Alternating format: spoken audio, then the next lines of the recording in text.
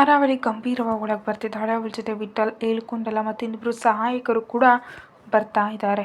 ಅಲ್ಲಿದ್ದ ಕೆಲವು ಪ್ರಮುಖರು ಆ ದೃಶ್ಯ ನೋಡಿ ಅಂದ್ಕೊಂಡ್ರು, ವಿಠಲ್ ಅವಕಾಶ ಗಿಟ್ಟಿಸ್ಕೊಂಡ್ಬಿಡು, ಅರಾವಳಿ ಅವನ ಜೊತೆ ಒಪ್ಪಂದ ಮಾಡ್ಕೊಳ್ತಿದ್ದಾಳೆ, ಬೆಂಬಲ ಸಿಗ್ತದೆ, ಇನ್ನು ವಿಠಲ್ಗೆ ಎದುರೇ ಇಲ್ಲ ಅಂದ್ಕೊಳ್ತಾ ಅವನನ್ನು ಅಭಿನಂದಿಸ್ತಿದ್ದಾರೆ.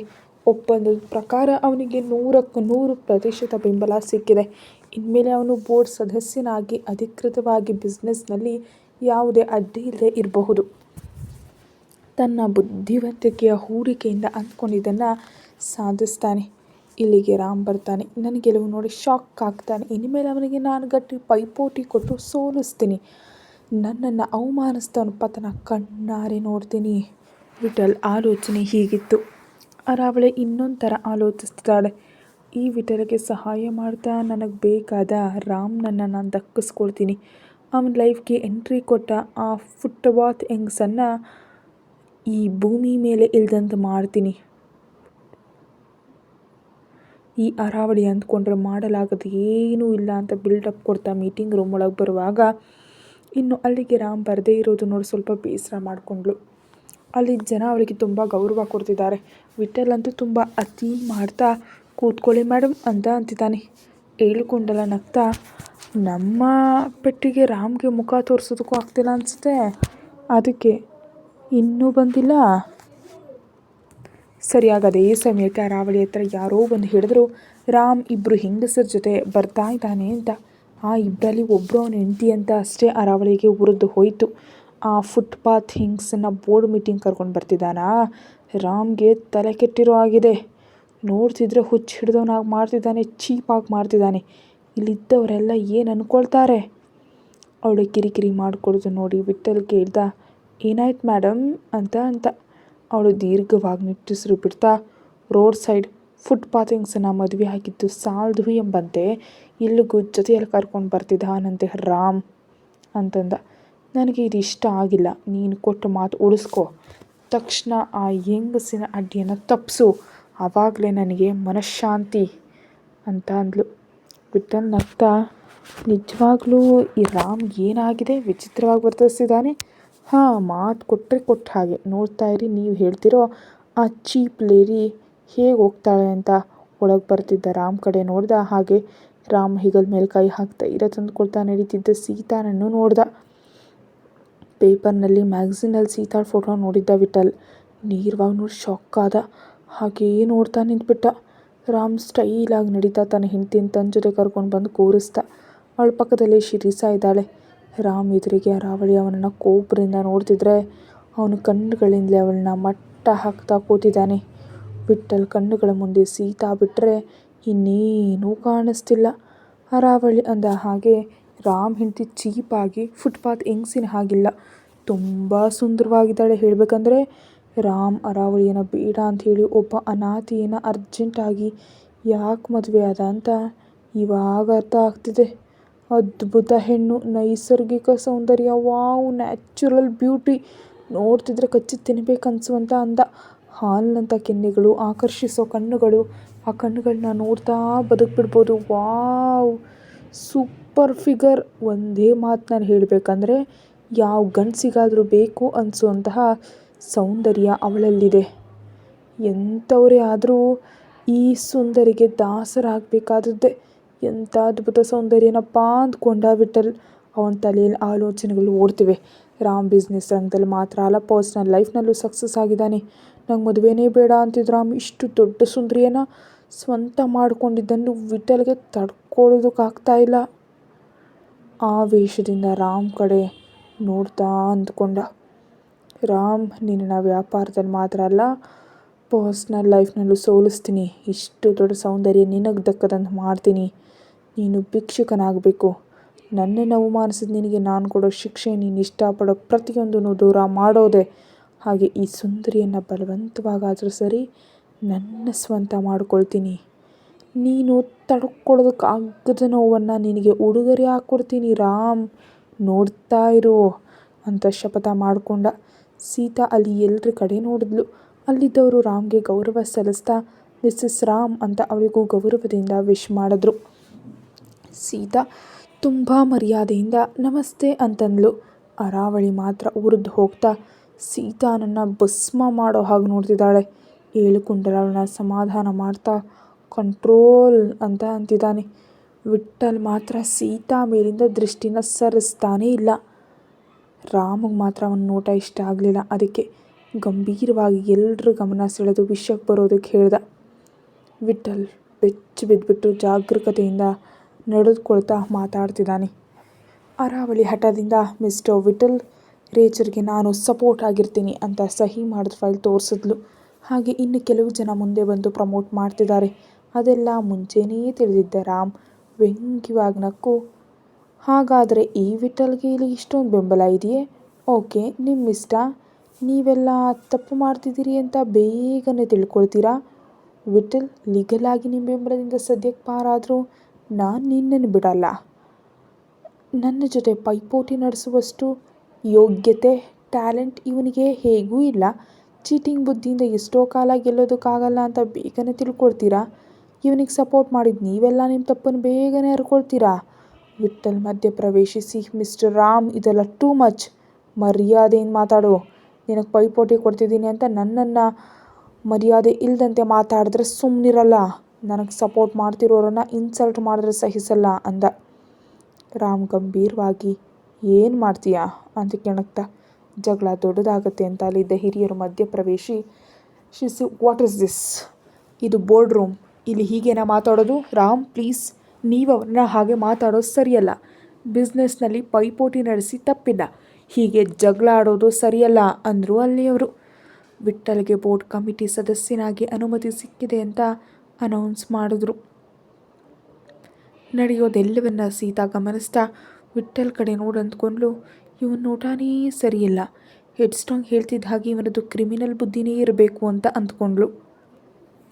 ಅವನ ಪಕ್ಕದಲ್ಲೇ ಇದ್ದ ಹಿಂಗ್ಸು ತನ್ನನ್ನು ನುಂಗು ಬಿಡೋ ಹಾಗೆ ನೋಡ್ತಿದ್ದಾಳೆ ಅಂತ ದೃಷ್ಟಿ ಸರಿಸಿ, ಇವಳು ಯಾರು ದೆವ್ವದಾಗ ನೋಡ್ತಿದ್ದಾಳೆ? ಯಾವುದೋ ಮಾಟ ಮಂತ್ರ ಮಾಡೋ ಮಂತ್ರಗಾತಿಯಾಗಿದ್ದಾಳಲ್ಲಪ್ಪ.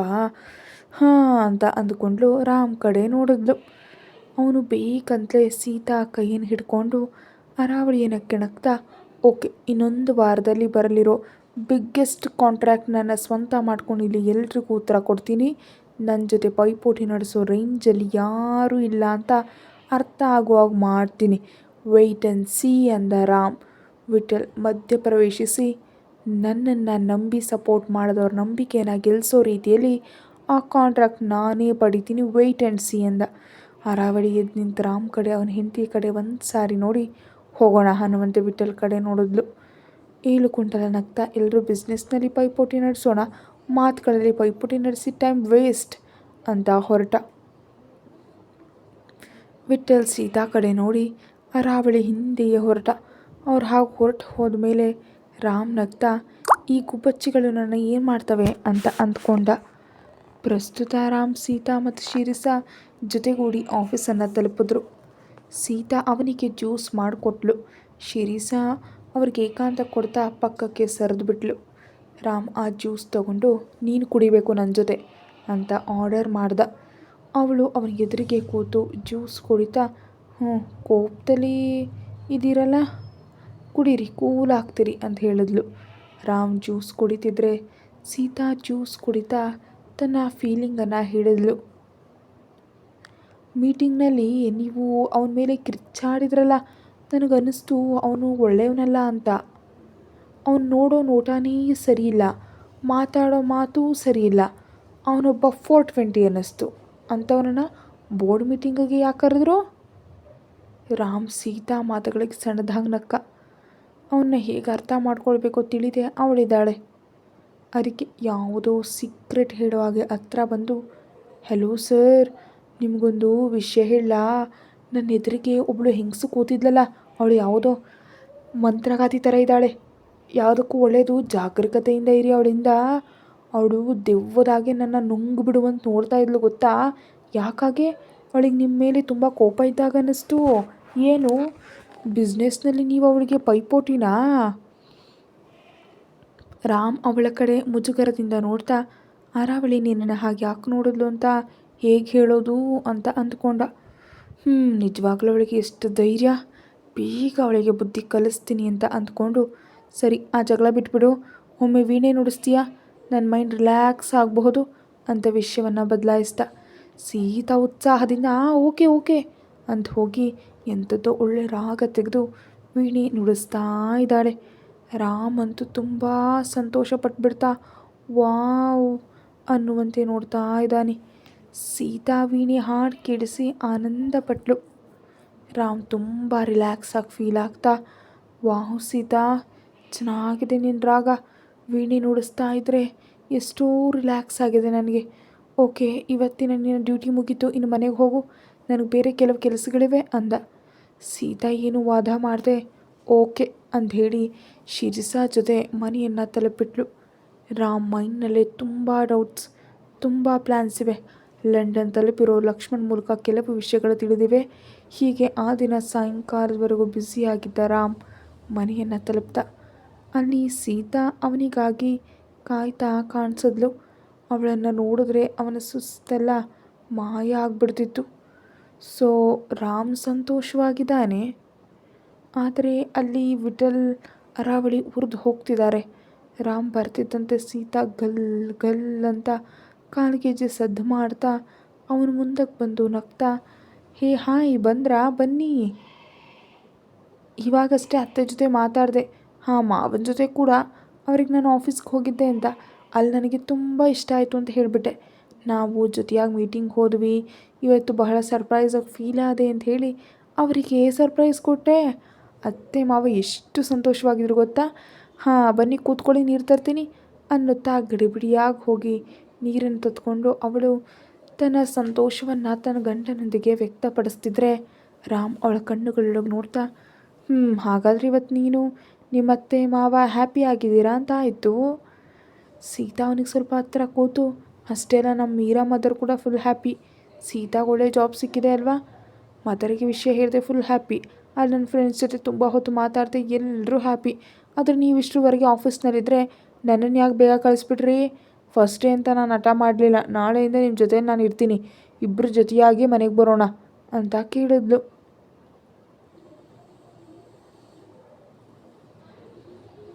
ರಾಮ್ ನಗ್ತಾ, ನಾಳೆ ವಿಷಯ ಆಮೇಲೆ, ನನಗೆ ಹಸಿವಾಗ್ತಿದೆ, ಫ್ರೆಶ್ ಆಗಿ ಬರ್ತೀನಿ, ಡಿನ್ನರ್ ಮಾಡೋಣ ಅಂದ. ಸೀತಾ ಓಕೆ ಅಂತ ಕಿಚನ್ ಕಡೆ ಹೋದ್ಲು. ಅಲ್ಲವಳಿಗೆ ಹೆಲ್ಪ್ ಆಗಿ ಶಿರಿಸಾ ಇದ್ದಾಳೆ. ಪ್ರಸ್ತುತ ಇಬ್ಬರು ಊಟ ಮಾಡ್ತಿದ್ದಾರೆ. ಸೀತಾ ಮಾತುಗಳ ಮಧ್ಯೆ ಕೇಳಿದ್ಲು, ಲಕ್ಷ್ಮಣ್ ಯಾವಾಗ ಬರ್ತಾರೆ? ರಾಮ್ ತಿಂತ ಅವಳ ಕಡೆ ನೋಡಿ, ಅವನ ಹತ್ರ ಏನು ಕೆಲಸ, ಬರ್ತಾನೆ ಬಿಡು, ಮುಂಚೆ ನೀನು ತಿನ್ನು, ಶಿರಿಸಾ ನೀನು ಊಟ ಮಾಡು ಅಂತ ಕರೆದ. ಅವಳು ಅವ್ರ ಜೊತೆ ಸೇರಿ ಊಟ ಮಾಡ್ತಿದ್ರೆ ಸೀತಾ ತುಂಬ ಸಂತೋಷದಿಂದ ಏನೇನೋ ಆಟ ಹೊಡಿತಿದ್ದಾಳೆ. ರಾಮ್ ಕೈ ತೊಳ್ಕೊಂಡು ರೂಮಿಗೆ ಹೊಟ್ಟೋದ. ಸೀತಾ ಶಿರಿಸಾ ಗುಡ್ ನೈಟ್ ಹೇಳಿ ಏನೋ ಪುಸ್ತಕಗಳು ಹಿಡ್ಕೊಂಡು ರೂಮಿಗೆ ಹೋದ್ಲು. ರಾಮ್ ಗಂಭೀರವಾಗಿ ಲ್ಯಾಪ್ಟಾಪ್ ಹಿಡಿದು ಕೆಲಸ ಮಾಡ್ಕೊಳ್ತಿದ್ದಾನೆ. ಸೀತಾ ಅವನ್ನ ಡಿಸ್ಟರ್ಬ್ ಮಾಡಲಿಲ್ಲ. ಒಂದು ಕಡೆ ಕೂತು ಪುಸ್ತಕ ಓದ್ತಾ ಅದರಲ್ಲಿರೋ ಮುಖ್ಯವಾದ ವಿಷಯವನ್ನು ತನ್ನ ಹತ್ರ ಇರೋ ಮೊಬೈಲ್ನಲ್ಲಿ ನೋಟ್ ಮಾಡ್ಕೊಳ್ತಿದ್ದಾಳೆ. ಹಾಗೆ ರೂಮ್ನಲ್ಲಿ 1 ಗಂಟೆ ಸಮಯ ಕಳೆಯಿತು. ರಾಮ್ಗೇನೋ ನೆನಪಾದ ಹಾಗೆ ತಲೆ ಪಕ್ಕಕ್ಕೆ ತಿರುಗಿಸಿ ನೋಡ್ದ. ಸೀತಾ ಚೇರ್ನಲ್ಲಿ ಕೂತು ಕೈಯಲ್ಲಿ ಪುಸ್ತಕ ಹಿಡಿದು ಕಾಣಿಸಿದ್ಲು. ಅಷ್ಟೇ ರಾಮ್ ಲ್ಯಾಪ್ಟಾಪ್ ಪಕ್ಕಕ್ಕಿಟ್ಟು ಅವ್ನ ಮುಂದಕ್ಕೆ ಬಂದು, ಏಯ್ ಏನಿದು, ಮತ್ತೆ ಬುಕ್ ಹಿಡ್ಕೊಂಡ್ಯಾ, ನಿಂಗೆ ಇನ್ನೇನು ಕೆಲಸ ಇಲ್ವಾ? ಸೀತಾ ಅವನ ಮಾತಿಗೆ ಸಣ್ಣದಾಗಿ ನಕ್ಕು, ಮುಗೀತು ಅಂತ ಬುಕ್ ಪಕ್ಕಕ್ಕಿಟ್ಟಿದ್ದು ನಿಂತಲು. ರಾಮ್ ಸಂಶಯದಿಂದ ನೋಡ್ತಾ, ಏನದು ಬುಕ್, ಅಕೌಂಟ್ ಬುಕ್ಕಾ ಅಂದ. ಸೀತಾ ತಕ್ಷಣ, ಹೌದು ರೀ, ಹೇಗೆ ಹೇಳಿದ್ರಿ, ಕೆಲವು ಡೌಟ್ಸ್ ಇದ್ದರೆ ನೋಡ್ತಿದ್ದೆ ಅಂತ ಹೇಳಿದ್ಲು. ಅವನು ಅಂದ್ಕೊಂಡ ಸೀತಾ ತನಗೋಸ್ಕರ ಮಾಡ್ತಿರೋ ಖರ್ಚು ಬರ್ಕೊಳ್ತಿದ್ದಾಳೆ ಅಂತ. ಅದಕ್ಕೆ ಕೋಪ ತಂದುಕೊಳ್ತಾ, ಇವಾಗ ಟೈಮ್ ಎಷ್ಟಾಗಿದೆ ನೋಡಿದ್ಯಾ, ಬುಕ್ ಆಮೇಲೆ ನೋಡು, ಮುಂಚೆ ಮಲಗು, ಮಾರ್ನಿಂಗ್ ಆಫೀಸ್ಗೆ ಹೋಗಬೇಕು ಅಂತ ಆರ್ಡರ್ ಮಾಡ್ದ. ಸೀತಾ ವಿಚಿತ್ರವಾಗಿ ನೋಡ್ತಾ, ಏನು ನಿಮಗೆ ನಿದ್ದೆ ಬರ್ತಿದ್ಯಾ, ಪಾಪ ತುಂಬ ಸುಸ್ತಾಗಿದ್ದೀರಲ್ವ, ಸರಿ ಮಾರ್ನಿಂಗ್ ನೋಡ್ಕೊಡ್ತೀನಿ, ಗುಡ್ ನೈಟ್ ಅಂತ ಹೋಗ್ಬಿಟ್ಟು ಮೇಲೆ ಮಲಗಿದ್ಲು. ರಾಮ್ ಮೌನವಾಗಿ ಹಿಂದೆ ಹೋಗಿ ಮಲಗ್ದ. ಸೀತಾ ಆ ಕಡೆ ತಿರುಗಿ ಮಲಗಿದ್ದಾಳೆ. ರಾಮ್ ಅವಳನ್ನ ನೋಡ್ತಾ ಅಂದ್ಕೊಂಡ, ರಾಣಿ ಥರ ಇದೆಯಾ, ಇಂಥ ದರ್ಜೆ ಮೇಡಮ್, ಬಹುಶಃ ಪ್ರಪಂಚದಲ್ಲಿ ಎಲ್ಲೂ ಯಾರಿಗೂ ಬರಲ್ವೇನೋ ನಿನ್ನ ಥರದ್ದು. ಆಫೀಸ್ನಲ್ಲಿ ನಿಂಗೋಸ್ಕರ ನಾನು ಸೇವಕನಾದೆ, ಎಷ್ಟು ಕಷ್ಟಪಟ್ಟನೋ ನಿನ್ನ ಕ್ಯಾಬಿನ್ ಡಿಸೈನ್ ಮಾಡಿಸೋದಕ್ಕೆ ಅಂದ್ಕೊಂಡ. ನಿಜವಾಗಿ ನೀನು ಬಲ ಸುಂದರವಾಗಿದೆಯಾ, ನೀನು ನೋಡಿ ಆ ರಾವಳಿ ಮುಖ ಒಣಗಿ ಹೋಯಿತು. ನಾನು ಹೇಳ್ತೀನಿ ಅಂದರೆ ಏನು ಅಂದ್ಕೊಂಡಿದ್ದಾಳೆ ಅಂತ ತುಂಬ ಗ್ರೇಟಾಗಿ ಫೀಲ್ ಆಗ್ತಾ ಅವಳನ್ನು ನೋಡ್ತಿದ್ದಾನೆ. ಸ್ವಲ್ಪ ಸಮಯ ಕಳೀತು. ಸೀತಾ ಕಾಲ್ಗಳು ಹಿಸ್ಕೊಳ್ತಾ ಇಕ್ಕಟ್ಟಿಗೆ ಸಿಲುಕಿದಾಗ ಕಾಣಿಸಿದ್ಲು. ರಾಮ್ ಅವಳಿಗೆ ಹತ್ರ ಬಂದು, ಏನಾಯಿತು, ಕಾಲು ಯಾಕೆ ಡ್ಯಾನ್ಸ್ ಮಾಡ್ತಿದೆ, ಕದಲ್ದೆ ಮಲಗೋದಕ್ಕಾಗಲ್ವಾ ಅಂದ. ಸೀತಾ ಅಳು ಮೂರೆ ಇಟ್ಕೊಂಡು, ಕಾಲುಗಳು ನೋವಾಗ್ತಿದೆ ರೀ, ನಿಮ್ಮನ್ನು ಡಿಸ್ಟರ್ಬ್ ಮಾಡಿದ್ರೆ ಸಾರಿ, ನೀವು ಮಲಗಿ ಅಂತ ಪಕ್ಕಕ್ಕೆ ತಿರುಗಿ ಮಲಗಿದ್ಲು. ರಾಮ್ ಸಂಶಯದಿಂದ ನೋಡ್ತಾ, ಕಾಲು ನೋವಾ, ನೀನು ಹೆಚ್ಚು ನಡಿಲಿಲ್ವಲ್ಲ, ಯಾಕೆ ಕಾಲು ನೋವು, ಮನೆಗೆ ಬಂದಮೇಲೆ ಇಲ್ಲಿ ಹೆಚ್ಚು ಕೆಲಸ ಮಾಡಿದ್ಯಾ, ಅತ್ತ ತಿರುಗಾಡ್ತಿದ್ಯಾ ಅಂದ. ಸೀತಾ ಮುಜುಗರದಿಂದ ನೋಡ್ತಾ, ಇಲ್ಲ ರೀ, ಬಂದಾಗಿಂದ ಫೋನಲ್ಲಿ ಮಾತಾಡ್ತಾ ಹ್ಯಾಪಿ ಆಗಿದ್ದೆ. ನಿಜವಾಗ್ಲೂ ನಾನು ಹೆಚ್ಚು ನಡೀಲೇ ಇಲ್ಲ, ಕುಳಿತೇ ಇದ್ದೆ. ಸರಿ, ಲೇಟ್ ಆಗ್ತಿದೆ ಅಲ್ವಾ, ನೀವು ನಿದ್ದೆ ಮಾಡಿ ಅಂತಿದ್ರೆ ರಾಮ್ ಎದ್ದು ಕೂತ ಅವಳ ಕಡೆ ನೋಡಿ, ನೀನು ಹೀಗೆ ಕದಲ್ತಿದ್ರೆ ನಿದ್ದೆ ಹೇಗೆ ಬರುತ್ತೆ? ಸೀತಾ ದಿಗಿಲಿನಿಂದ ನೋಡ್ತಾ, ಹಾಗಾದರೆ ನಾನು ಕೆಳಗೆ ಮಲಗಲಾ? ನಿಮ್ಗೆ ತೊಂದರೆ ಇರಲ್ಲ? ರಾಮ್ ನೋ ಅಂದ. ಅವಳು ದೀರ್ಘವಾಗಿ ಉಸಿರು ಬಿಡ್ತಾ, ಮತ್ತೇನು ಮಾಡಲಿ? ಯಾಕೋ ಗೊತ್ತಿಲ್ಲ, ಕಾಲು ಕೈ ನೋವ್ತಿದೆ, ತಲೆನೋವು ಬರ್ತಿದೆ. ಅವನು ಎದ್ದು ನಿಂತು, ಇವಾಗಲೇ ಬರ್ತೀನಿ ಅಂತ ಹೊರಗೆ ಹೋಗಿ ಹಾಲು ಕಾಯಿಸ್ತಾ ಮೊಬೈಲ್ನಲ್ಲಿ ಗೂಗಲ್ ಸರ್ಚ್ ಮಾಡ್ದ, ಹೆಚ್ಚು ದೃಷ್ಟಿ ತಗಲಿದ್ರೆ ಲಕ್ಷಣಗಳು ಹೇಗಿರುತ್ತವೆ ಅಂತ. ಅವನು ಅಂದ್ಕೊಂಡು ಹಾಗೆ ಗೂಗಲ್ನಲ್ಲಿ ಅದೇ ರೀತಿ ಇತ್ತು. ಸಡನ್ನಾಗಿ ಕಾಲು ಕೈಗಳು ನೋವು ಬರೋದು, ತಲೆನೋವು ಬರುತ್ತೆ, ನೀರಸವಾಗಿಬಿಡುತ್ತೆ, ತುಂಬ ಡಲ್ಲಾಗಿ ನಿದ್ದೆ ಬರದೆ ಒದ್ದಾಡ್ತಾರೆ ಅಂತ ಅಷ್ಟೇ. ರಾಮ್ ಸೀರಿಯಸ್ ಆಗ್ತಾ, ಆ ಅರಾವಳಿನಲ್ಲಿದ್ದ ಜನ ಸೀತಾ ನೋಡಿ ದೃಷ್ಟಿ ಇಟ್ಟಿದ್ದಾರೆ. ಸಣ್ಣ ಹುಡುಗಿ ಇವಳನ್ನ ನೋಡಿ ಯಾರಾದರೂ ಇಷ್ಟೊಂದು ದೃಷ್ಟಿ ಇಡ್ತಾರಾ ಅವ್ರನ್ನ ಅಂತ ಬೈದು ಕೊಡ್ತಾ, ಇನ್ನೊಮ್ಮೆ ದೃಷ್ಟಿ ತಗಲ್ದೇ ಇರೋಕೆ ಏನು ಮಾಡಬೇಕು, ಪ್ರಸ್ತುತ ದೃಷ್ಟಿ ಹೋಗ್ಬೇಕಂದ್ರೆ ಏನು ಮಾಡ್ಬೇಕಂತ ಗೂಗಲ್ನ ತಿಳ್ಕೊಳ್ತಾ ಹಾಲು ತೊಗೊಂಡು ರೂಮಿಗೆ ಬಂದು ಹ್ಞೂ ತಗೋ ಅಂದ. ಸೀತಾ ಸಣ್ಣದಾಗಿ ನಾಲ್ಕು ಅದನ್ನು ತೊಗೊಂಡು ಬಿಸಿಯಾಗಿದೆ ಅಂತ ಪಕ್ಕದಲ್ಲಿಟ್ಲು. ಆ ಗ್ಯಾಪ್ನಲ್ಲಿ ರಾಮ್ ಒಂದು ಮುಷ್ಟಿಲ್ ಉಪ್ಪು, ಒಣಮೆಣಸಿನ್ಕಾಯಿ, ಇನ್ನೊಂದು ಮುಷ್ಟಿಲ್ ಸಾಸಿವೆ ಇಟ್ಕೊಂಡು ಅವ್ರ ತಲೆ ಸುತ್ತ ತಿರುಗಿಸಿ ದೃಷ್ಟಿ ತೆಗಿತಿದ್ದಾನೆ. ಸೀತಾ ನಗ್ತಾ ವಾವ್ ಬಲೆ ಇದೆ ಅಂದ್ಕೊಂಡ್ಳು. ರಾಮ್ ಅವನ್ನ ತೊಗೊಂಡು ಹೋಗಿ ಕೆಂಡದಲ್ಲಿ ಹಾಕಿ ಬಂದ. ಅವಳು ಹಾಲು ಕುಡಿತಾ ಕಾಣಿಸಿದ್ಲು. ಅವನು ಕಿರಿಕಿರಿ ಮಾಡ್ಕೊಳ್ತಾ, ಇನ್ನೊಂದು ಸಾರಿ ಸೀರೆ ಉಟ್ಕೊಂಡು ಶೃಂಗಾರ ಮಾಡ್ಕೊಂಡು ಬರ್ತೀನಿ ಅಂದರೆ ಸುಮ್ಮನಿರಲ್ಲ. ದಿನ ನನಗೇನು ಈ ಪನಿಷ್ಮೆಂಟು? ಬುದ್ಧಿವಂತಲಾಗಿ ಸಲ್ವಾರ್ ಹಾಕೋ, ಯಾವಾಗಲೂ ಅಕೇಶನ್ ಥರದ್ದಿದ್ದರೆ ಸ್ಪೆಷಲಾಗಿ ರೆಡಿಯಾಗೋ ತಿಳಿತಾ? ಇನ್ನು ಮಲಗು ಅಂದ. ಸೀತಾ ಆಶ್ಚರ್ಯ ಪಡ್ತಿದ್ದಾಳೆ. ಹಾಗೆ ಅಂತ ತಲೆ ಆಡಿಸಿ ಬುದ್ಧಿವಂತಲಾಗಿ ಮಲ್ಕೊಂಡ್ಳು. ಸಡನ್ನಾಗಿ ಅವಳಿಗೆ ಪಾದಗಳನ್ನ ಒತ್ತುತ್ತಿರೋ ಫೀಲ್ ಆಯಿತು. ಶಾಕ್ ಆಗಿ ನೋಡಿದ್ಲು. ರಾಮ್ ಅವಳಿಗೆ ಹತ್ತಿರ ಬಂದು ತನ್ನ ಕೈಗಳಿಂದ ಅವಳ ಪಾದಗಳನ್ನ ಒತ್ತುತ್ತಿದ್ದಾನೆ. ಅವಳು ಗಾಬರಿಯಿಂದ, ಏನು ಮಾಡ್ತಿದ್ದೀರಿ? ಏನಿದು, ಬೇಡ ಅಂತ ಹೇಳಿ ತಡೆದ್ರೆ ಅವನು ಗದರಿಸ್ತಾ, ನನ್ನ ಇಷ್ಟ, ನೀನು ನನ್ನ ಹೆಂಡತಿ ಅಷ್ಟೇ ಅಲ್ಲ, ನಿನಗೆ ನಾನೇ ಅಲ್ಲ, ಸೊ ನಿನ್ನ ಕಷ್ಟ ನಾನೇ ತಾನೇ ಹೋಗಲಾಡಿಸ್ಬೇಕು, ಮಾತಾಡದೆ ಮಲ್ಕೋ ಅಂತ ಅವಳ ಪಾದಗಳನ್ನ ಒತ್ತಿದ್ದಾನೆ. ಹಾಗೆ ಕೈಗಳನ್ನೂ ಒತ್ತಿದ್ದಾನೆ. ಸೀತಾ ಕಣ್ಗಳಲ್ಲಿ ಕಣ್ಣೀರು ಬರ್ತಿದೆ. ತುಂಬ ಎಮೋಷ್ನಲ್ ಆಗಿಬಿಡ್ತಾ ಅವನ್ನ ಅಪ್ಕೊಂಡ್ಬಿಟ್ಲು. ರಾಮ್ ಆಶ್ಚರ್ಯಪಟ್ಬಿಟ್ಟ. ಸೀತಾ ಇನ್ನಷ್ಟು ಗಟ್ಟಿಯಾಗಿ ಹತ್ತಿರ ಸೇರಿ, ನನ್ನ ಹಸ್ಬೆಂಡ್ ತುಂಬ ಒಳ್ಳೆಯ ಹಸ್ಬೆಂಡ್, ಹಠಮಾರಿ ಆದರೂ ಕೆಟ್ಟವನಲ್ಲ, ಥ್ಯಾಂಕ್ ಯು ಅಂತಿದ್ರೆ ಅವನ ಹತ್ರ ಕೇಳ್ಕೊಂಡು, ಏನು ಮೇಡಮ್, ತಾವೇನು ನನ್ನ ದಾರಿಗೆ ಬಂದಾಗಿದೆಯಲ್ಲ, ಏನೋ ಸ್ವೀಟಾಗಿ ಕೊಡ್ತಿದ್ದೀರಿ ಅಂದ. ಏನು ಹೇಳ್ತೀರಾ, ದುಡ್ಡಿಗಿಂತ ಪ್ರೀತಿನೇ ದೊಡ್ಡದು ಅಂತ? ಸೀತಾ ಸಣ್ಣದಾಗಿ ನಕ್ಕು, ಇಲ್ಲ, ನೀವೇ ನನ್ನ ದಾರಿಗೆ ಬರ್ತಿದ್ದೀರಿ. ಹೌದು ಅಂತ ಹೇಳಿ ಸಾಕು, ಇನ್ನೇನು ಡಿಸ್ಟೆನ್ಸ್ ಇರಲ್ಲ. ರಾಮ್ ಸ್ಟೈಲ್ ಹಾಕೊಂಡು ಹಾರಿಸ್ತಾ, ನಾನು ದುಡ್ಡಿನಿಂದಲೇ ನಿನ್ನ ನನ್ನ ದಾರಿಗೆ ತಂದ್ಕೊಂಡಿದ್ದು, ನೀನೇ ನನ್ನ ದಾರಿಗೆ ಬರ್ತಿದ್ಯಾ, ಸೊ ನೀನೇ ಹೇಳು, ಮೌಲ್ಯವಿಲ್ಲದ ಪ್ರೀತಿಗಿಂತ ಮೌಲ್ಯ ಇರೋ ದುಡ್ಡೇ ದೊಡ್ಡದಂತ? ಸೀತಾ ಬೆಚ್ಚಿಬಿದ್ದು, ಅಷ್ಟೇನಾ ಅಂತ ಕೇಳಿದ್ಲು. ಅವನು ಅಷ್ಟೇ ಅಂದ. ಅವಳು ಕೋಪದಿಂದ ಅವನಿಂದ ದೂರ ಸರಿಬೇಕಂದ್ಕೊಂಡ್ಳು. ರಾಮ್ ಬಿಡಲಿಲ್ಲ. ಇಷ್ಟದಿಂದ ಅವಳು ಕಣ್ಣಿಗೆ ಮುತ್ತಿಟ್ಟ. ಅಷ್ಟೇ. ಸೀತಾ ವಿಚಿತ್ರವಾಗಿ ನೋಡ್ತಿದ್ದಾಳೆ. ರಾಮ್ಗೆ ಇವಾಗ ರಿಲೀಫ್ ಆಗಿದೆ. ಅವನಿಗೆ ತುಂಬ ಇಷ್ಟವಾದ ಕಣ್ಣಿಗೆ ಮುತ್ತಿಟ್ಟ. ಅವಳ ಕಡೆ ನೋಡ್ತಾ ಹೇಳ್ತಿದ್ದಾನೆ, ಏನು ಹಾಗೆ ನೋಡ್ತಿದ್ಯಾ, ಕಿಸ್ ಮಾಡಿದೆ, ನನ್ನ ಹೆಂಡತಿ ನನ್ನ ಇಷ್ಟ, ನನಗೆ ಯಾವಾಗ ಏನು ಅನ್ಸಿದ್ರು ನಾನು ಮಾಡ್ತೀನಿ, ಅದಕ್ಕೆ ನನಗೆ ಹಕ್ಕಿದೆ. ನೀನು ನನ್ನ ಕಿಸ್ ಮಾಡ್ಬೇಕನ್ಸಿದ್ರೆ ಮಾಡು, ನಾನೇನು ಅಂದ್ಕೊಳ್ಳಲ್ಲ, ನಿನಗೆ ಫುಲ್ ರೈಟ್ಸ್ ಇದೆ. ಸರಿ, ತುಂಬ ಲೇಟ್ ಆಗ್ತಿದೆ, ಮಲಗು, ನಾನು ನಿದ್ದೆ ಮಾಡಬೇಕು. ಅವಳು ಎದೆಗೆ ಹತ್ರ ಸೇರಿಸ್ಕೊಂಡು ನಿದ್ದೆ ಮಾಡ್ತಿದ್ದಾನೆ. ಸೀತಾ ಅವನ್ನ ಹೇಗೆ ಅರ್ಥ ಮಾಡ್ಕೋಬೇಕು ಗೊತ್ತಾಗ್ತಿಲ್ಲ. ಏನೇ ಆದರೂ ನನ್ನ ಹಸ್ಬೆಂಡ್ ಹ್ಯಾಪಿ ಅಂದ್ಕೊಳ್ತಾ ಅವ್ನು ತೋರಿಸ್ತಿರೋ ಅದಕ್ಕೆ ಸಂತೋಷವಾಗಿ ನಿದ್ದೆ ಹೋದ್ಲು. ಇಬ್ಬರು ಹಠದಲ್ಲಿದ್ದರೂ ಒಂದಾಗಿದ್ದಾರೆ. ಆ ಹಳ್ಳಿ ಗುಬಾಲ್ ಥರ ಇರೋದನ್ನು ಬೋರ್ಡ್ ಮೀಟಿಂಗ್ ಕರ್ಕೊಂಡು ಬಂದಿದ್ದಾನೆ. ಕಲ್ಚರ್ ತಿಳಿದ ಲೇಬರ್ ಲೇಡಿ, ಫುಟ್ಪಾತ್ ಲೇಡಿ, ಅದನ್ನು ಹೆಂಡತಿ ಅಂತ ಎಲ್ಲರೂ ಮುಂದೆ ತೋರಿಸ್ತಿದ್ದಾನೆ. ಅವಮಾನ, ಇದು ನನಗೆ ಭರಿಸಲಾಗದ ಅವಮಾನ ಅಂತ ಆವೇಶ ಪಡ್ತಾ ಅಲ್ಲಿದ್ದ ಮಧ್ಯದ ಗ್ಲಾಸ್ ತೊಗೊಂಡು ಕುಡಿತಾ ಕೋಪದಿಂದ ಉರಿದು ಹೋಗ್ತಿದ್ದಾಳೆ ರಾವಳಿ. ಅವಳ ಮುಂದೆ 7 ಕುಂಟಲ ವಿಟಲ್ಲಿದ್ದಾರೆ. ಅವರು ಕುಡಿತಿದ್ದಾರೆ. ಅವಳು ಹಾಗೆ ಮಾತಾಡ್ತಿದ್ರೆ 7 ಕುಂಟಲ, ಹೌದಮ್ಮ, ಆದರೆ ನಿನಗಲ್ಲ, ರಾಮ್ಗೆ ಇದು ಅವಮಾನ. ಎಲ್ಲರೂ ಏನು ಅಂದ್ಕೊಳ್ತಾರೆ ಅನ್ನೋ ಆಲೋಚನೆ ಇಲ್ಲದೆ ಆ ಹುಡುಗಿನ ಜೊತೆಲೆ ಕರ್ಕೊಂಡು ಬಂದಿದ್ದಾನೆ. ಇದೆಲ್ಲ ನಿನ್ನ ಇರಿಟೇಟ್ ಮಾಡೋದಕ್ಕೆ ಅಂತ ಡೈಲಾಗ್ ಹೊಡ್ದ. ಇನ್ನೇನಿದೆ ಆ ರಾವಳಿ ಆವೇಶ ಪಡ್ತಾ, ಹೌದು ಮಾವ, ನಾನು ಬಯಸಿದ ರಾಮ್ ನನ್ನ ಬೇಡ ಅಂತ ಅನಾಮಿಕಳನ್ನು ಮದುವೆ ಆಗಿ ನನ್ನನ್ನು ಇನ್ಸಲ್ಟ್ ಮಾಡ್ದ. ಇಲ್ಲ ಮಾವ, ನಾನು ಸುಮ್ಮನಿರಲ್ಲ. ವಿಠಲ್ ಮನಸ್ಸಲ್ಲಿ ಅಂದ್ಕೊಂಡ, ರಾಮ್ ಹೆಂಡತಿ ಚೀಪಲ್ಲ, ಇವ್ರು ಹೇಳ್ತಿರೋ ಆಗ ಅವಳು ಅನಾಮಿಕಳ ಥರ ಇಲ್ಲ. ಅವನ ಗೌರವ ಇನ್ನಷ್ಟು ಹೆಚ್ಚಾಗೋಗಿದ್ದಾಳೆ. ಇಷ್ಟು ರಾತ್ರಿ ಆಗಿದೆ. ಅವನ ಆ ಹುಡುಗಿ ಜೊತೆ ಎಂಜಾಯ್ ಮಾಡ್ತಾ ಸುಖವಾಗಿರ್ತಾನೆ. ಅವನಿಗೆ ಅಷ್ಟು ಸುಂದರವಾದ ಹೆಂಡತಿ. ಓ ನೋ, ನಾನಿಲ್ಲಿ ಇವ್ರ ಜೊತೆ ಕೂತು ಕುಡಿತಿದ್ದೀನಿ. ಇಲ್ಲ, ನನ್ನಿಂದ ಆಗಲ್ಲ. ರಾಮ್ಗೆ ಆ ಸೌಂದರ್ಯ ಸ್ವಂತ ಆಗಬಾರ್ದು. ಈ ಅರಾವಳಿಗೆ ತಿಳಿತಿಲ್ಲ, ಅವಳಿಗೆ ಯೋಗ್ಯತೆಗೆ ತಕ್ಕಂತೆ ಬೊಗಳ್ತಿದ್ದಾಳೆ ಅಂತ ಆವೇಶ ಪಡ್ತಾ ಅವರಿಗಿಂತ ಹೆಚ್ಚು ಕುಡಿತಾ ಏನೇನೋ ಊಹಿಸ್ಕೊಡ್ತಾ ಅಲ್ಲಿಂದ ಹೊರಗೆ ಬಂದುಬಿಟ್ಟ. ಇಷ್ಟೇ ಬೇಡ ಅಂದ್ಕೊಂಡ್ರು ವಿಠಲ್ಗೆ ಸೀತಾ ರೂಪ ಅವಳು ಸುಂದರವಾದ ಕಣ್ಣುಗಳು ಕಾಣಿಸ್ತಿರೋ ಹಾಗೆ ಕಾಣಿಸ್ತಿದ್ರೆ ಮೂರ್ಖನಾಗಿ ಇನ್ನೊಬ್ಬರು ಹೆಂಡತಿ ಮೇಲೆ ಇಲ್ಲದ ಆಸೆ ಪಡ್ತಾ ಅಂದಿನ ಅವನ ಕತೆ ಏನಾಯ್ತು ಅಂತ ನೆನಪಿಲ್ದವನಾಗಿ ದುರ್ಮಾರ್ಗ ಮಾಡೋದು ಸಿದ್ಧವಾಗ್ತಿದ್ದಾನೆ. ಬೆಳಗಾಗ್ತಿರಲು ರಾಮ್ಗೆ ಎಚ್ಚರ ಆಯಿತು. ಅವ್ನ ಕಣ್ತರ ನೋಡ್ದ. ಯಾಕೋ ಸುಂದರವಾದ ಹಕ್ಕಿ ಹಾಗೆ ಅವಳು ಅವನ್ನ ಅಪ್ಕೊಂಡು ಮಲಗಿದ್ರೆ ಸೀತಾ ಅವನ ತೋಳಲ್ಲಿ ಮುದ್ದಾಗಿ ನಿದ್ದೆ ಮಾಡ್ತಿದ್ದಾಳೆ. ರಾಮ್ಗೆ ತುಂಬ ಆನಂದ ಅನ್ನಿಸ್ತು. ನಿದ್ದೆಯಲ್ಲಿ ಕೆಂಪಗಿದ್ದ ಅವಳ ಎಣ್ಣೆಗಳನ್ನ ಮೆಲ್ಲ ಕೈ ಬೆರಳಿಂದ ಸವರ್ತಾ ಮನಸ್ಸಲ್ಲಿ ಮಾತಾಡ್ತಿದ್ದಾನೆ. ಹೇ ಹೆಡ್ಡೇಕ್, ನಿನಗೆ ನಾನೇನು ಹೇಳಿದೆ? ನನಗೆ ನಿನ್ನನ್ನು ಕಿಸ್ ಮಾಡ್ಬೇಕನ್ಸಿದ್ರೆ ಮಾಡಿದೆ. ನಿನಗೆ ನನ್ನನ್ನು ಕಿಸ್ ಮಾಡ್ಬೇಕನ್ಸಿದ್ರೆ ಕಿಸ್ ಮಾಡು ಅಂತ ಹೇಳಿದ್ನ? ಮತ್ತು ಯಾಕೆ ಹಾಗಿದೆಯಾ? ನನಗೆ ಕಿಸ್ ಕೊಡಲಿಲ್ಲ? ನಿನಗೆ ನನ್ನನ್ನು ಮುತ್ತಿಡ್ಬೇಕಂತ ಅನ್ನಿಸ್ಲಿಲ್ವಾ? ಅಷ್ಟೇ ಬಿಡು, ನಿಂಗಿಂತ 12 ವರ್ಷ ದೊಡ್ಡವನು. ನಿಂಗಿಂತ ನಾನು ಅಂದವಾಗಿಲ್ಲ ಅಲ್ವಾ, ಕಪ್ಪಗಿರ್ತೀನಲ್ವಾ? ಅದಕ್ಕೆ ನಿನಗೆ ನಾನು ಇಷ್ಟ ಆಗಿಲ್ಲ. ಇನ್ನು ಮುದ್ದು ಹೇಗೆ ಕೊಡಬೇಕನ್ಸುತ್ತೆ? ಅನಿವಾರ್ಯ ಪರಿಸ್ಥಿತಿಯಲ್ಲಿ ನನ್ನ ಮದುವೆ ಅದೇ. ಇಲ್ದಿದ್ರೆ ನೀನು ಏಜ್ ಹುಡುಗನನ್ನು ಅಂದವಾಗಿರೋನ ಮದುವೆ ಆಗ್ತಿದೆ ಅಲ್ವಾ? ಅವನು ಹಾಗೆ ಫೀಲ್ ಆಗ್ತಿದ್ರೆ ಅವಳಿಗೆ ಅವನ ಮನಸ್ಸು ಅರ್ಥವಾದ ಹಾಗೆ ನಿದ್ದೆಯಲ್ಲೇ ಕದಲಿದ್ಲು. ಅವನು ನಿನ್ನಷ್ಟು ಗಟ್ಟಿಯಾಗಿ ಹತ್ತಿ ಸೇರಿ ಅವನ ಕಂಠದ ಮೇಲೆ ತನ್ನ ತುಟಿಗಳಿಟ್ಟು ಬೆಚ್ಚನೆ ಉಸಿರನ್ನು ತಾಕಿಸ್ತಾ ಗುನುಗಿದ್ಲು. I am very happy my ಹಠಮಾರಿ, my world. Yes, it's mine. This is Sita world. I like you. I kiss you. Thank you so much husband. Love you ಅಂತ ಅವನಿಗೆ ತುಂಬ ಸಂತೋಷ ಕೊಡೋ ಮಾತುಗಳನ್ನ ನಿದ್ದೆಯಲ್ಲಿ ಹೇಳಿದ್ಲು. ಅವನಿಗೆ ಎಷ್ಟು ಸಂತೋಷ ಆಯಿತು ಹೇಳೋದಕ್ಕೆ ಸಾಧ್ಯ ಇಲ್ಲ. ಸೀತಾ ಇಷ್ಟಪಟ್ಟಿದ್ದಾಳೆ, ತಾನೇ ಪ್ರಪಂಚ ಅಂತಿದ್ದಾಳೆ, ಲವ್ ಯು ಅಂತಿದ್ದಾಳೆ. ಇನ್ನೇನು ಬೇಕು ಅವನಿಗೆ? ಒಂದೇ ಸಾರಿ ಪ್ರಪಂಚ ಎಲ್ಲ ಜಯಿಸಿದೆ ಅನ್ನೋಷ್ಟು ಸಂತೋಷ ಅವನಿಗೆ.